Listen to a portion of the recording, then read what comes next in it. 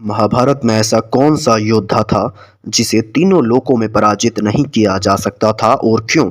आखिर कौन कौन सी शक्तियां थी उसके पास? आइए विस्तार से जानते हैं। महाभारत, जो भारतीय महाकाव्य में सबसे महान और पवित्र ग्रंथों में से एक है, इसमें कई अद्वितीय योद्धाओं और उनकी असाधारण शक्तियों का वर्णन मिलता है।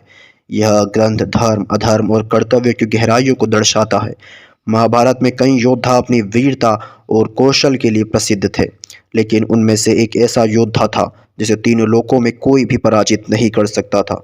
इस योद्धा का नाम था भगवान श्री कृष्ण। महाभारत में सबसे अजेय योद्धा का दर्जा भीष्म पितामह को दिया गया। भीष्म पितामह का असली नाम देवव्रत था। वे शांतनु और गंगा के पुत्र थे। उनकी ताकत, ज्ञान और त्याग उन्हें तीनों लोकों में सबसे श्रेष्ठ योद्धा बनाते हैं।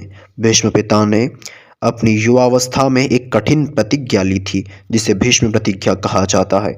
उन्होंने आजीवन ब्रह्मचर्य का पालन करने और हस्तिनापुर के सिंहासन की रक्षा करने का वचन दिया। इस प्रतिज्ञा के कारण उन्हें भीष्म की उपाधि मिली।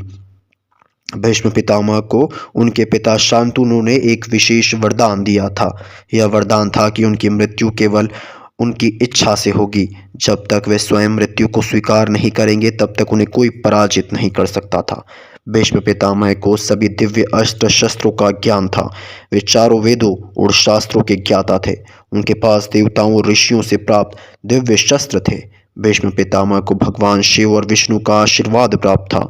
शिव ने उन्हें अजय योद्धा बनने का वरदान दिया था। विष्णु का आशीर्वाद उन्हें धर्म और कर्तव्य पालन में मदद करता था।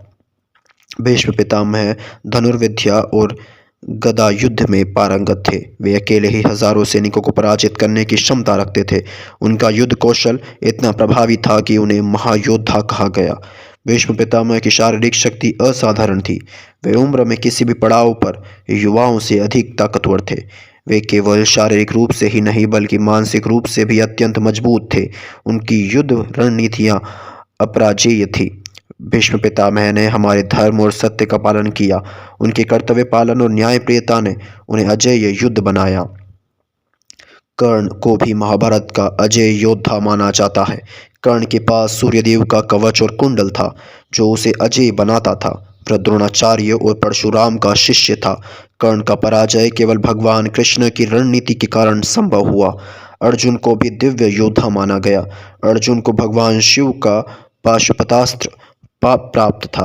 वह भगवान विष्णु का सुदर्शन चक्र भी चला सकता था। कुरुक्षेत्र युद्ध में भीष्म पितामह को पराजित करना असंभव था। अर्जुन ने भीष्म को परास्त करने के लिए शिखंडी का सहारा लिया।